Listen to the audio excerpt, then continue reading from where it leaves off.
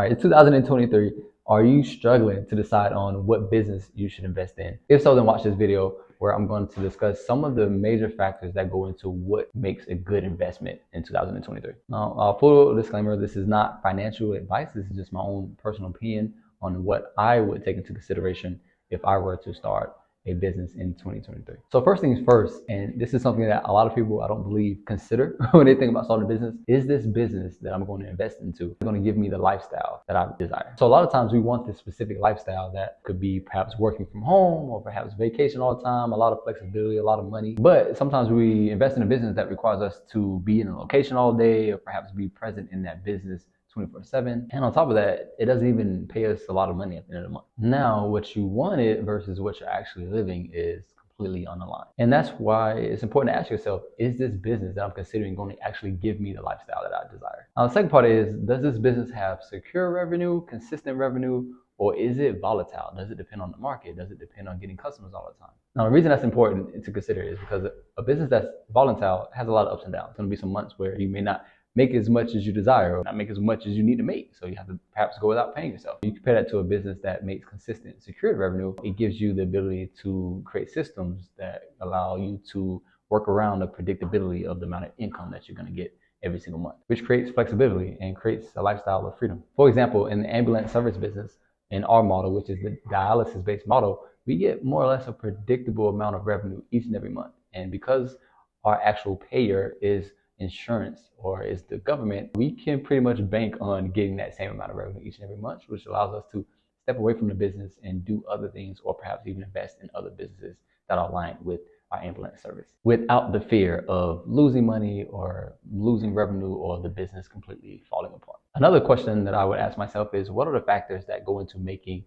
this business that I'm considering investing in successful? Is it a complicated business model or is it a simple business model? Now, the reason why this question is so important is because the more factors that are needed to make the business model successful, the more skills and resources you have to have on your part to actually make the business model successful. For example, it may be harder to start a hedge fund than it is to start a marketing agency. So when it comes to investing, I personally like to look at it as what business model is simple and easy to execute compared to one that's more challenging, requires a little bit more to become successful. Another thing that I would ask myself is, do I need to gain new skill sets? This is an important question because understanding the skill sets that are needed to execute the business model, as well as the skill sets that you already have, will let you know whether you need to hire to fulfill those needs or if you'll be able to operate and execute a lot of those things yourself.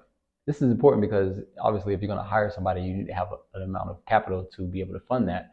And if you want to execute it yourself, you have to go out and learn a new skill set perhaps to be able to get it done. So for example, if I wanted to start a mechanic shop and I was already a mechanic, I already knew how to change tires, change transmission, do all the things in a car, I can actually go out and start my own mechanic shop, auto repair shop, and start getting customers and fixing cars and generating revenue relatively quickly without having to go out and hire a mechanic to work with me. However, if I didn't have these skill sets and I still wanted to open up this auto repair shop, this mechanic shop, I'd have to go out and get the capital to be able to fund a mechanic and still would have to be able to go out and actually get the clients. And so that's why it's just important to understand what skills are needed to actually execute and operate a business. And the last major question I would ask myself is, what is the purpose of this business? Is the purpose of this business to give yourself a job, to make more income with the job that you already have, to create a family business that perhaps builds wealth within your family? Or is it just going to be a starter business to perhaps give you more cash flow, give you more options to invest into other businesses that you're interested in? This question is important because you need to understand the alignment between the business and what you're actually looking to create for yourself and even your family. For example, my ambulance business, as well as my sister, it provides us stability. It allows us to work from home, make good money, and be very comfortable. On top of that, it also allows us to invest in other things. Like my sister, she's invested in a franchise. And myself, I started building an app for the ambulance space that has a team of engineers and everything. And so for us, the business is a vehicle to invest in other opportunities and expand wealth for our family. So again, these are some of the questions that you should ask yourself if you're interested in investing in businesses in 2023 and going forward, and some questions that you should have answers to if you're looking to move forward and get started. And now if you're looking to learn more about how an ambulance business could be the right investment for you, number one, make sure you subscribe to our channel. And number two, feel free to click the link below where we can help you learn how to start, grow, and scale your very own private ambulance business. My name is Anthony with Ambulance Academy. Thanks so much for checking out this video. Feel free to comment, like, subscribe, and we hope to be seeing you soon.